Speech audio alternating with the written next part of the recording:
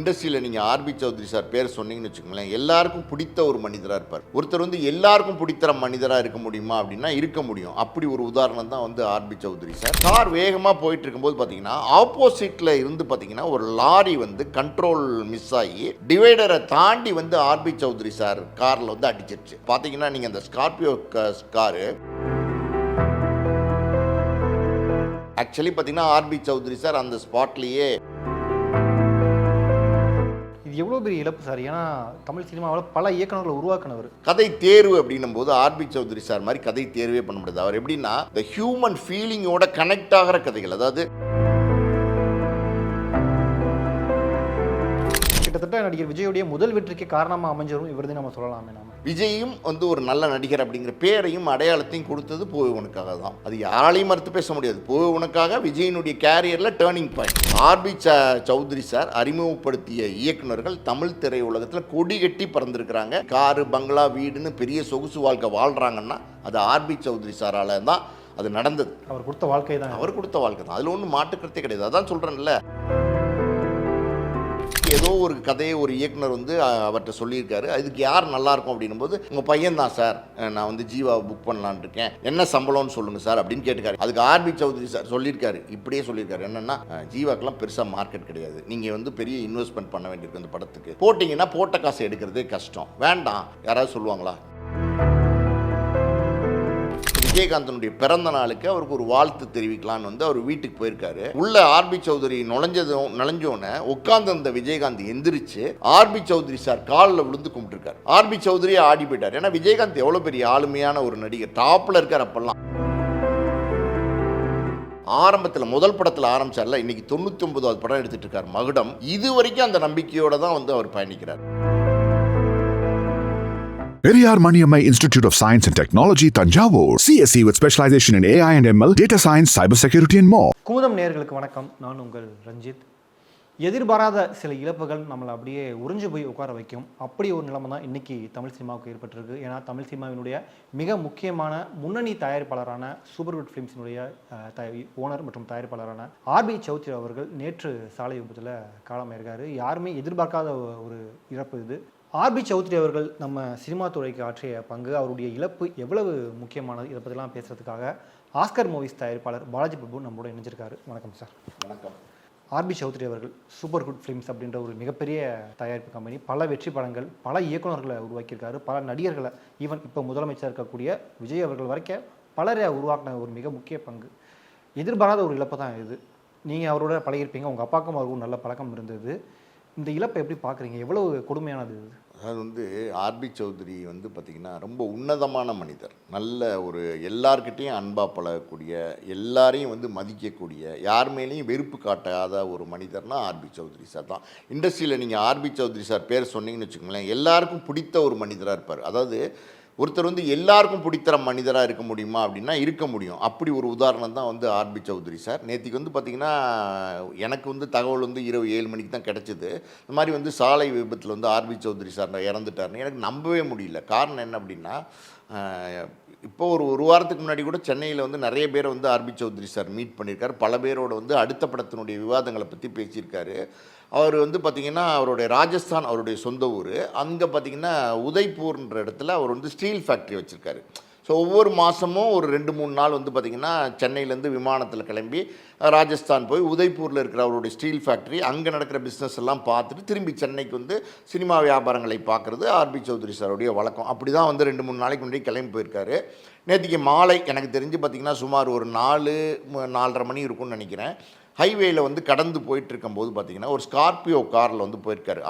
Driver ஓட்டியிருக்காரு, அவர் முன்னாடி உட்காந்துருக்காரு, இன்னும் 2 பேர் வந்து பின்னாடி உட்காந்துருந்ததாக சொல்கிறாங்க. அவருடைய ஸ்டாஃப்ஸ் வந்து பின்னாடி இருந்திருக்காங்க. கார் வேகமாக போயிட்டு இருக்கும்போது பார்த்திங்கன்னா ஆப்போசிட்டில் இருந்து பார்த்திங்கன்னா ஒரு லாரி வந்து கண்ட்ரோல் மிஸ் ஆகி டிவைடரை தாண்டி வந்து ஆர்பி சௌத்ரி சார் காரில் வந்து அடிச்சிருச்சு. அது ஒரு பயங்கரமான ஒரு ஆக்சிடெண்ட் தான். பார்த்தீங்கன்னா நீங்கள் அந்த ஸ்கார்பியோ காரு அது பயங்கர ஸ்ட்ராங்காக இருக்கும், பாடிலாம் பயங்கர ஸ்ட்ராங்காக இருக்கும். அது டிரைவருக்கு பக்கத்தில் இருக்கிற ஆர்பி சௌத்ரி சார் இருக்கிற அந்த இடம் இருக்குது பார்த்தீங்களா, லெஃப்ட் சைட், அது டோட்டலாகவே டேமேஜாக இருக்குது. ஆக்சுவலி பார்த்திங்கன்னா ஆர்பி சௌத்ரி சார் அந்த ஸ்பாட்லேயே வந்து இறந்து போயிட்டாருங்கிறது தான் உண்மை. இருந்தாலும் ஹாஸ்பிட்டலுக்கு உடனே வந்து தூக்கிட்டு போயிருக்கிறாங்க. ஆனால் அங்கே டாக்டர்ஸ் வந்து அவர் இறந்துட்டாருங்கிறத சொல்லியிருக்காங்க. உண்மையாலுமே இது ஒரு பேரதிர்ச்சி. இது வந்து தமிழ் சினிமாவுக்கு ஒரு பேரதிர்ச்சி. எல்லார்கிட்டையும் அன்பாக பழகக்கூடிய ஒரு மிக மிக நல்ல மனிதர். அவருடைய மரணம் இப்படி ஒரு விபத்து, அதை கேட்கும் போதே ஷாக்கிங்கு. ஏன்னா ஆர்பி சௌத்ரி சாரை பற்றி சொல்லணும்னு வச்சுக்கோங்களேன், அவர் வந்து பார்த்திங்கன்னா ஃபிட்னஸில் ரொம்ப ஒரு கேர் எடுத்துப்பார். எனக்கு தெரிஞ்சு பார்த்திங்கன்னா நண்பர்கள் சொல்லி தான், எனக்கு தெரியாது, டி நகரில் இருக்கிற சினிமா சம்மந்தப்பட்ட நண்பர்கள் சொல்லியிருக்காங்க.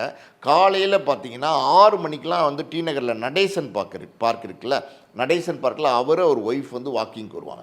1 ஹவர் வாக்கிங் முடிச்சுட்டு வீட்டில் போயிட்டு குளித்து ஃப்ரெஷ்அப் ஆகிட்டு 8 மணிக்கு டிஃபன் சாப்பிட்டாருன்னா 1 மணிக்கு வந்து லஞ்ச் சாப்பிடுவார். ஈவினிங் வந்து பார்த்திங்கன்னா 7 மணிக்கெலாம் டிஃபன்லாம் சாப்பிட்டுட்டு டோட்டலாக அதுக்கப்புறம் எதுவுமே சாப்பிட மாட்டார். 9 மணிக்கெலாம் வந்து ஆர்பி சௌத்ரி சார் வந்து படுக்க போயிடுவார்.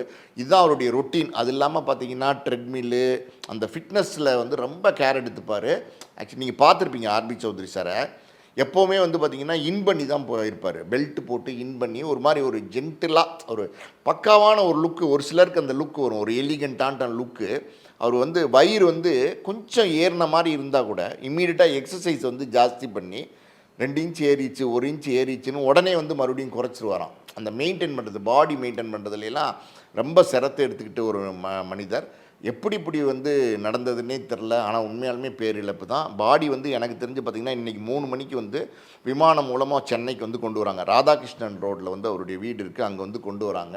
அங்கே பொதுமக்கள் அஞ்சலி, துறையினருக்கு உள்ள அஞ்சலி எல்லாம் முடிச்சுட்டு நாளைக்கு காலையில் சுமார் 11 மணிக்கு பார்த்திங்கன்னா இங்கே நம்ம சூளைன்னு சொல்லுவாங்க, மோட்சம் தேட்டர் இருந்துச்சு, இப்போ அந்த மோட்சம் தேட்டர் இல்லை. அதுக்கு எய்த்தாப்பில் பார்த்திங்கன்னா ஒரு இடுகாடு இருக்குது. அங்கே தான் அங்கே வந்து பொதுவாக அந்த ராஜஸ்தான்காரவங்க சடங்கு பண்ணுவாங்க. அங்கே தான் அவருடைய இறுதி காரியங்களை வந்து பண்ணுறாங்க. இது எவ்வளோ பெரிய இழப்பு சார். ஏன்னா தமிழ் சினிமாவில் பல இயக்குநர்களை உருவாக்கினவர். நேற்றுலேருந்து இயக்குநர்கள் விக்ரமன் ஆகட்டும், பேரரசு அவர்கள் பலருமே எமோஷ்னலாக பேசாத கவனிக்க முடியுது. அவ்வளோ பேர் உருவாக்கின மிக முக்கிய பங்கு அவருக்கு இருக்குல்ல அதில். அதாவது இவர் ஆர்பி சௌத்ரி சார் எப்படின்னா, அவர் வந்து உழைப்பால் உயர்ந்தவர். ஒரு சிலர் வந்து பார்த்திங்கன்னா அப்பாவோட காசு, அதுக்கு முன்னாடி குடும்பத்தினுடைய சொத்து இதெல்லாம் வச்சு ஒரு முன்னுக்கு வந்துடுவாங்க. ஆனால் இவர் ஆர்பி சௌத்ரி சார் வந்து உழைப்பால் முன்னுக்கு வந்துடுவார். முதல்ல வந்து பார்த்திங்கன்னா கேரளாவில் தான் சின்ன சின்ன படங்கள் வாங்கி வெளிநாடு உரிமைன்னு சொல்லுவாங்க, அதாவது ஃபாரின் ரைட்ஸ் இருக்குது பார்த்திங்களா, அதை வாங்கி வந்து ரிலீஸ் பண்ணிட்டு இருந்தார். ஆமாம், டிஸ்ட்ரிபியூஷன் மாதிரி. பொதுவாக பார்த்திங்கன்னா இந்த மம்முட்டி, மோகன்லால் படங்கள்லாம் வந்து அந்த அரப் கண்ட்ரிஸ், துபாய் கண்ட்ரீஸ்லாம் ரொம்ப நல்லா போகும். ஸோ அப்படி தான் வந்து ஒரு வந்து சினிமாக்குள்ள ஒரு ஈடுபாடு வந்து ஆர்பி சௌத்ரி சாருக்கு இருந்திருக்கு. அதே காலகட்டத்தில் பார்த்தீங்கன்னா கேசட் விற்பாங்க, ஆடியோ கேசட் வந்து அந்த கேசட்டாக போடுவாங்க. அப்போல்லாம் அதனுடைய உரிமையை வாங்குவாங்க. அந்த மாதிரி வந்து மலையாள படங்கள் கேசட் உரிமையை வாங்குறது, மலையாள படங்களுக்கு ஃபைனான்ஸ் பண்ணுறது, இப்படி தான் ஆரம்ப காலங்கள் வந்து ஆர்பி சௌத்ரி சார் வந்து சினிமாவில் தொடங்கியிருக்காரு. மலையாளத்தில் தான் நிறைய படங்கள் எடுத்திருக்காரு. லயனம் அப்படி இப்படின்னு சில படங்கள்லாம் மலையாளத்தில் பண்ணியிருக்காரு. ஸோ அந்த காலகட்டத்தில் பார்த்தீங்கன்னா மோகன் ஒரு பார்ட்னரோடு சேர்ந்து இந்த குட் நைட் மஸ்கிட்டோ லிக்விட் வருது பார்த்திங்களா, இப்போ கூட வருது. இந்த குட் நைட் மஸ்கிட்டோ லிக்விடை பல வருஷங்களுக்கு முன்னாடி வருது. எப்படின்னா 80 இறுதி காலகட்டம்னு சொல்லுவாங்கள்ல, அந்த காலகட்டங்களில் அதை வந்து கொண்டு வந்தாங்க, அதை தயாரித்து கொண்டு வந்தாங்க. அது ரொம்ப பாப்புலர்.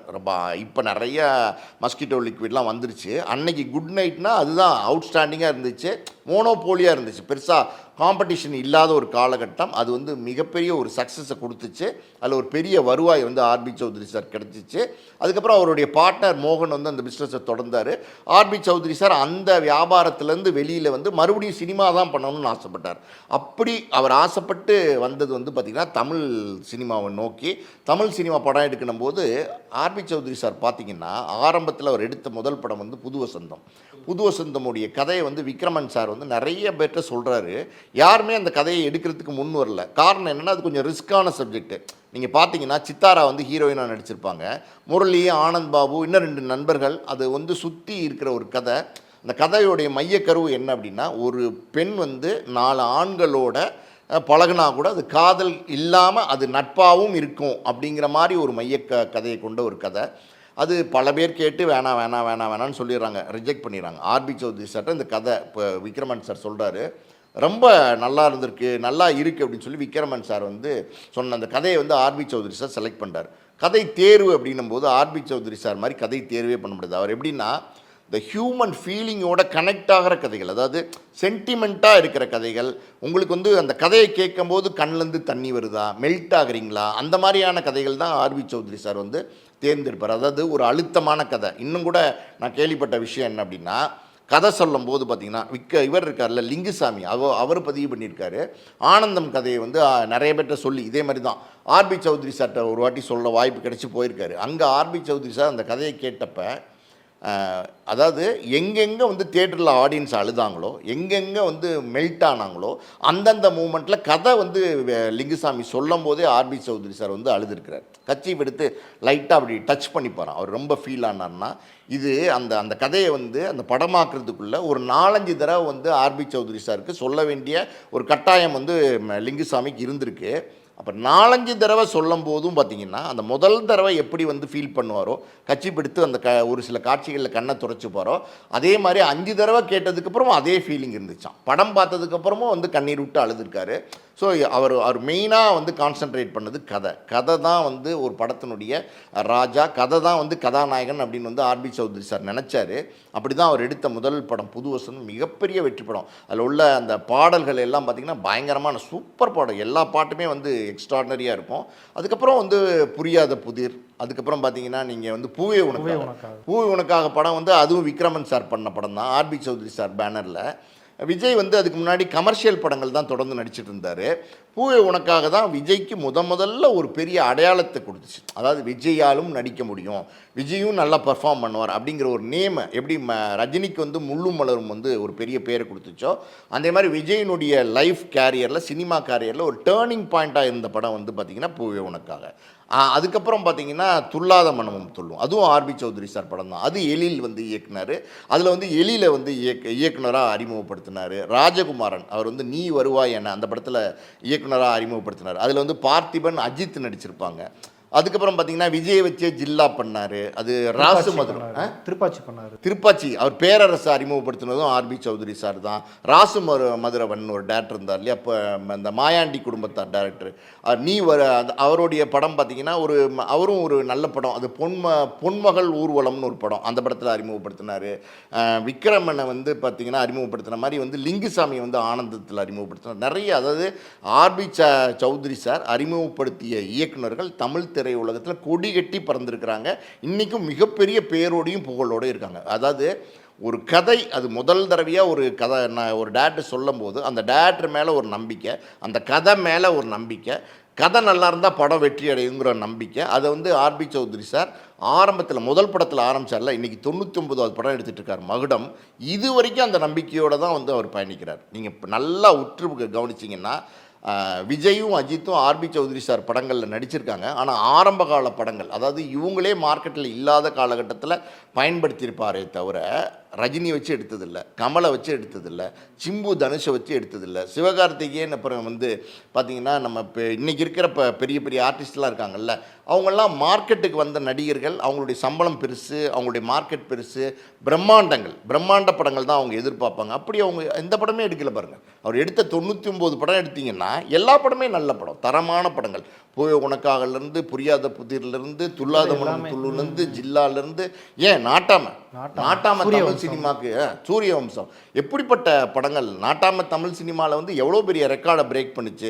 சூரிய வம்சம் வந்து எப்படி வந்து ஒரு மிகப்பெரிய வெற்றி படம் சார். அது நாட்டாம வந்து ஒரு மாதிரி வந்து ஒரு ஆக்ஷன்லாம் கலந்த ஒரு கமர்ஷியல் படமாக இருக்கும்.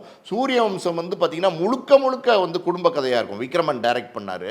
ஸோ பல வெற்றி படங்கள் ஆர்பி சௌத்ரி சார் தொடர்ந்து பண்ணார். தமிழில் மட்டும் இல்லை, தமிழ், தெலுங்கு, மலையாளம் 3 லாங்குவேஜில் வந்து கொடி கட்டி பறந்தார். 99 படம் பண்ணியிருக்கார். அதாவது ஒரு தனி மனிதன், ஒரு சினிமா துறை அப்படிங்கிறது சாதாரணம் கிடையாது. அந்த துறைக்குள்ளே வந்து ஒரே இண்டிவிஜுவலாக யாருமே கிடையாது, ஒரு பார்ட்னர் கிடையாது, யாரும் கிடையாது. அவர் தனித்து வந்து செயல்பட்டு 99 படம் எடுத்திருக்கார் அப்படின்னா மிகப்பெரிய ரெக்கார்ட். ஏவிஎம்க்கு அப்புறம் இவ்வளோ பெரிய ரெக்கார்டை பண்ணது வந்து ஆர்பி சௌத்ரி சார் தான். ஏவிஎம் ஐயப்ப செட்டியார் சார் இருக்கார்ல, அவர் வந்து கதைக்கு தான் முக்கியத்துவம் கொடுப்பார். படம் நல்லா வரணுங்கிறதுக்காண்டி படத்துக்கு தான் செலவழிப்பார். அப்படி தான் வந்து ஆர்பி சௌத்ரி சார் ஒரு நவீன ஏவிஎம் ஐயப்ப செட்டியார்னு சொல்லலாம். அந்தளவுக்கு தமிழ் திரையுலகத்தில் பல பேருக்கு வாழ்க்கை கொடுத்தவர் சார். இன்றைக்கி இருக்கிற நீங்கள் சொல்கிறீங்கல்ல, இந்த இயக்குநர்கள் எல்லாம் இன்றைக்கி வந்து ஒரு பெரிய படைப்பாளிகளாக இன்றைக்கி காரு, பங்களா, வீடுன்னு பெரிய சொகுசு வாழ்க்கை வாழ்கிறாங்கன்னா அது ஆர்பி சௌத்ரி சாரால் தான் அது நடந்தது. அவர் கொடுத்த வாழ்க்கை தான், அதில் ஒன்றும் மாற்றுக்கிறதே கிடையாது. அதான் சொல்கிறேன்ல, பெரிய பெரிய நடிகர்களை நம்பாமல் கதையை நம்பி எடுத்தார். அப்படி வந்து பல இயக்குநர்களை துணிஞ்சு வந்து அறிமுகம் பண்ணார்.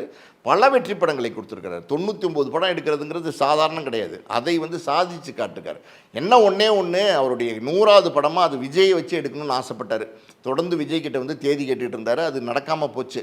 விஜயும் அரசியலுக்கு வந்துட்டார். இனி நடிக்க போகிறது இல்லைங்கிற ஒரு சூழல் இருந்தாலும் அந்த 100வது படம் அப்படிங்கிறது சூப்பர் குட் ஃபிலிம்ஸில் ஒரு ரெக்கார்ட் பிரேக்கிங் படமாக இருக்கணும் அப்படின்னு அவர் நினச்சார். ஒரு மிகப்பெரிய ஒரு தரமான மிகப்பெரிய ஒரு வெற்றி படமாக இருக்கணும் அப்படின்னு நினச்சாரு. அது ரொம்ப ஆசைப்பட்டார் அவர். ஆனால் வந்து அது நிறைவேறாமல் போச்சு. கிட்டத்தட்ட நடிகர் விஜயுடைய முதல் வெற்றிக்கு காரணமாக அமைஞ்சரும் இவர்தான் நம்ம சொல்லலாமே நாம. ஆமாம் சார், நீங்கள் வந்து பார்த்தீங்கன்னா விஜய் பொறுத்த வரைக்கும் பார்த்தீங்கன்னா ரசிகன், தேவா, நாளைய தீர்ப்பு, விஷ்ணு இப்படி படங்கள் நடிச்சிட்டு இருந்த கோயம்புத்தூர் மாப்பிள்ளை இப்படிலாம் படங்கள் நடிச்சிட்டு இருந்த விஜய்க்கு விஜயும் வந்து ஒரு நல்ல நடிகர் அப்படிங்கிற பேரையும் அடையாளத்தையும் கொடுத்தது பூவே உனக்காக தான். பூவே உனக்காக நடித்ததுக்கப்புறம் தான் விஜய்க்கு வந்து அடுத்து அதாவது ஒரு நடிகன் திரைத்துறைக்கு வந்து அறிமுகமாகிற காலகட்டத்தில் அந்த நடிகனை அடுத்த தளத்துக்கு கொண்டு போகிறது அப்படிங்கிறது ஒரு நல்ல படம் வேணும். அந்த நல்ல படமாக வந்து பூவே உனக்காக இருந்தது. அது யாராலையும் மறுத்து பேச முடியாது. பூவே உனக்காக விஜயினுடைய கேரியரில் டேர்னிங் பாயிண்ட்.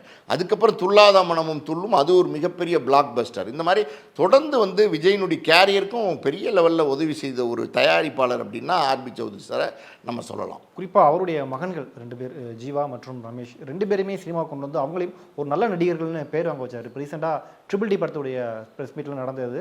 அதில் 3 தலைமுறை ஜீவா, அவங்க அப்பா, ஜீவாவுடைய மகன் 3 பேருமே இன்னும் பேசினது வந்து பலரும் பாராட்டப்பட்டது. அப்போ ஓப்பனாகவே சொன்னார் அவர். அதாவது நிறைய பேர் வந்து கதை சொல்லுவாங்க, உங்கள் பையனை வச்சு ஹீரோவாக பண்ணுறேன், வேறு யாராச்சும் பண்ணியா, நல்ல ஹீரோ வச்சு பண்ணியா, எல்லாம் வேணாம் அப்படின்ட்டு. அதாவது ஊக்குவிக்காமல் இப்போ என் பையன் தானே நிறைய தயாரிப்பாளருக்கு வந்து ஓப்பனாக சொல்லுவாங்க என் பையனை வச்சு பண்ணியா அப்படின்னு. ஆனால் அந்த ஒரு விஷயத்தையுமே இவர் அவாய்ட் பண்ணியிருந்திருக்காரு ஆரம்பத்தில். அது பெரிய விஷயம் இல்லை.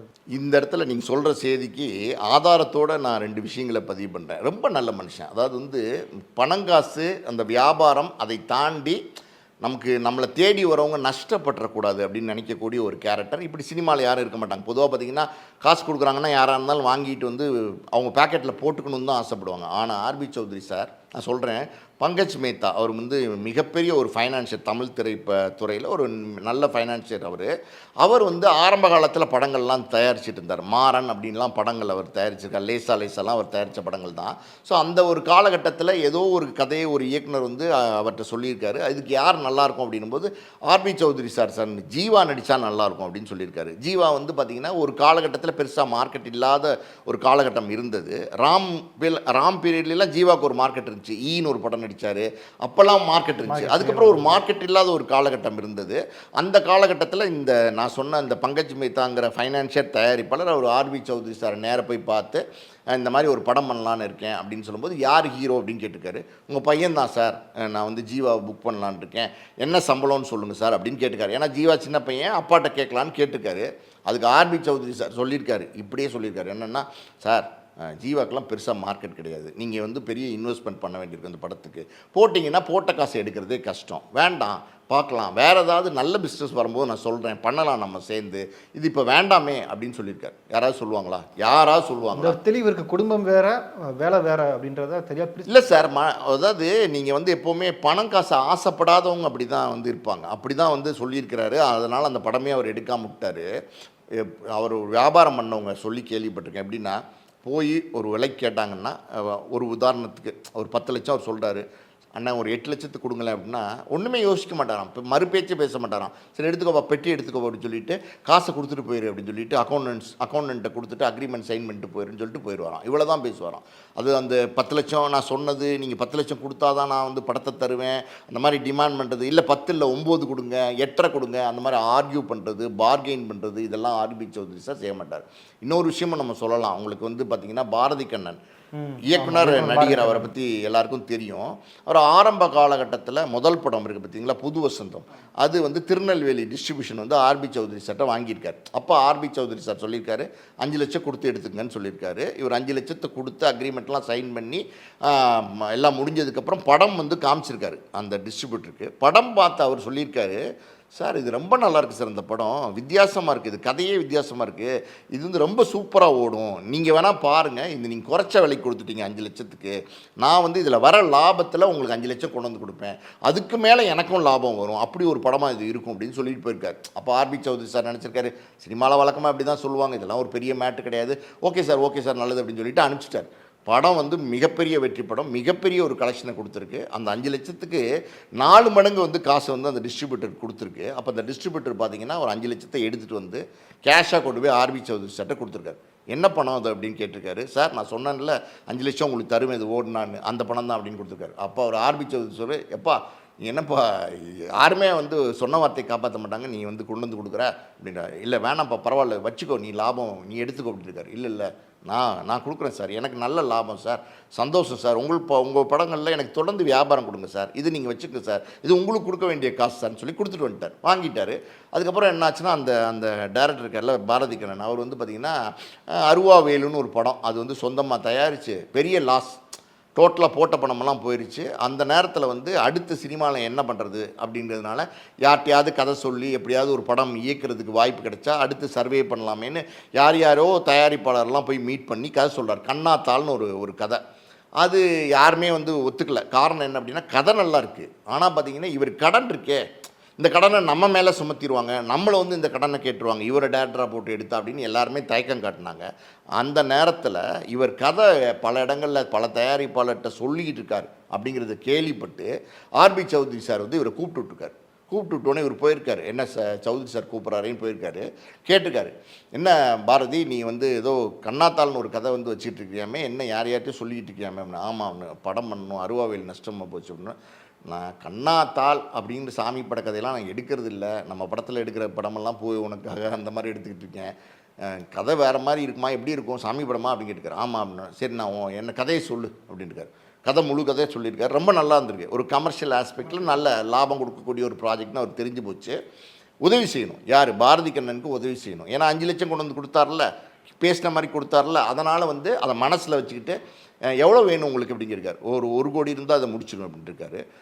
நான் 20 லட்சமாக 5 தடவை உங்களுக்கு தரேன், நீங்கள் ஷூட்டிங் ஆரம்பிங்கன்னு சொல்லி அந்த படத்துக்கு அவர் வந்து சப்போர்ட் பண்ணி, அதாவது அவர் வந்து அந்த கண்ணாத்தாள்ங்கிற பேரில் எடுக்க மாட்டார் சூப்பர் குட்டில், அதனால் வேறு ஒரு கம்பெனி வந்து ஓப்பன் பண்ணி அந்த கம்பெனிக்கு அவரையே வந்து ஒரு பார்ட்னராக போட்டு, பாரதி கண்ணனே பார்ட்னராக போட்டு அதை எடுக்க வச்சு அதில் வந்த லாபத்தில் அவருக்கான பங்கு எடுத்துக்கிட்டு பாரதி கண்ணனுக்கான பங்கு வந்து ஒரு பெரிய தொகையை வந்து லாபமாக கொடுத்துருக்காரு. இதை மாதிரிலாம் யாராவது சொல்லுவாங்களா, எங்கேயாவது நீங்கள் கேள்விப்பட்டிருப்பீங்களா? அதான் சொல்கிறேன்ல, சினிமா இண்டஸ்ட்ரியில் நீங்கள் எங்கே போய் கேளுங்க, ஆர்பி சௌத்ரி அப்படின்னு சொன்னால் எப்பா நல்ல மனுஷன் அப்படின்வாங்க. அந்த மாதிரி தங்கமான மனுஷன், அதாவது காழ்ப்புணர்ச்சி காட்ட மாட்டார், கோவப்பட மாட்டார், யாருமே கோவப்பட்டு பார்த்துருக்க முடியாது, கோவமே பட்டு யாராலையுமே வந்து யாருமே திரை உலகத்தில் ஆர்பி சௌத்ரியை பார்த்துருக்க மாட்டார், கத்த மாட்டார், ஆர்ப்பாட்டம் பண்ண மாட்டார், அமைதியை தான் பேசுவார். அவர் ஒரு மேனரிசம் இருக்குது. அப்படின்னா கதையெல்லாம் கேட்கும்போது பார்த்திங்கன்னா இந்த மீசை இருக்குல்ல, இதை இப்படி பிடிச்சிட்டு சரி எவ்வளோ ஆகும் அந்த படத்துக்கு அப்படி அவ்வளோதான், இதுக்கு மேலே பேசவே மாட்டார்.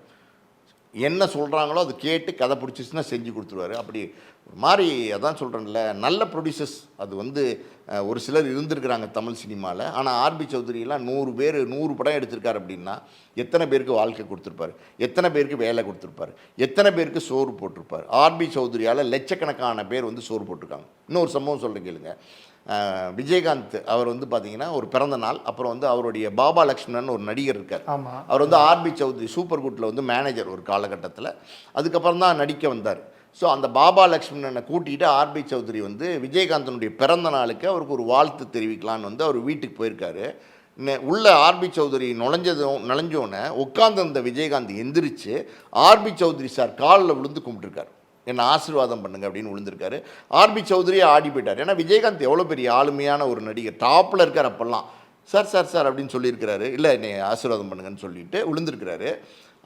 ஆர்பி சௌத்ரி சார் வந்து ஓகே சார் அப்படின்னு சொல்லிட்டு பார்த்துட்டு ஒரு மரியாதை நிமித்தமாக மாலையோ சால்வையோ போட்டுட்டு பிறந்த நாள் வாழ்த்து சொல்லிவிட்டு பாபா லக்ஷ்மணன்கிட்ட சொல்கிறார், நான் கிளம்புறேன் பாபா, நீ இருந்துட்டு வா அப்படின்னா. பாபா லட்சுமணன் வந்து விஜயகாந்தோட நிறைய படங்கள் தொடர்ந்து பணியாற்றிருக்கிறார், நீ இருந்துட்டு வா அப்படின்னு சொல்லிட்டு கிளம்பிடுறாரு. ஏன்னா விருந்து உபசரணங்கள்லாம் இருக்கும் ஒரு பிறந்த நாள்னும் போது, பெரிய நடிகர்னும் போது பாபா லட்சுமணன் இருந்துட்டு வான்னு சொல்லியிருக்காரு. அப்போ விஜயகாந்த் வந்து பாபா லட்சுமணன்ட்ட கேட்டிருக்காரு, லக்ஷ்மணன் நான் எதுக்கு வந்து ஆர்பி சௌத்ரி சார் காலில் விழுந்தேன் தெரியுமா அப்படின்னு கேட்டுக்காரு. நான் யார் காலையும் பெருசாக விழுவ மாட்டேன், ஆனால் ஆர்பி சௌத்ரி சார் காலில் எதுக்கு நான் விழுந்தேன் தெரியுமா அப்படின்னு கேட்டுக்காரு.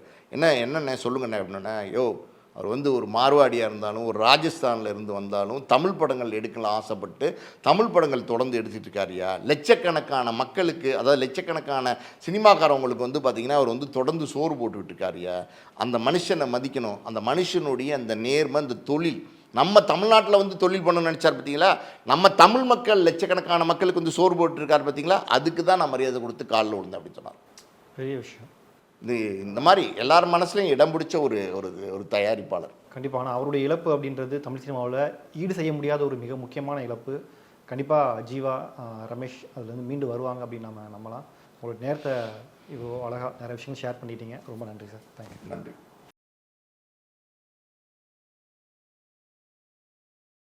Periyar Maniammai Institute of Science and Technology, Tanjavur. CSE with specialization in AI and ML, data science, cybersecurity and more. 12 ஆண்டுகளுக்கு ஒரு முறை உலகம் எதிர்பார்க்கும் பெரிய மாற்றம். அந்த சக்தி வாய்ந்த மாற்றம் மீண்டும் வருகிறது. 2026-2027 குரு பெயர்ச்சி உங்கள் ராசிக்கு அதிர்ஷ்டமா அல்லது சோதனையா? 4 முன்னணி ஜோதிடர்கள் ஒரே மேடையில் துல்லியமான கணிப்புகள். 12 ராசிகளுக்கும் தனித்தனி பலன்கள். நடந்து போகக்கூடிய விஷயங்கள்ல முன்னேற்றமான செயல்பாடுக்கு போகக்கூடிய என்ன விஷயம் உங்களால் உதவி செய்ய முடியுமோ உதவி செஞ்சீங்கன்னா சூப்பராக இருக்கும். வழிபாட்டு முறைகள்.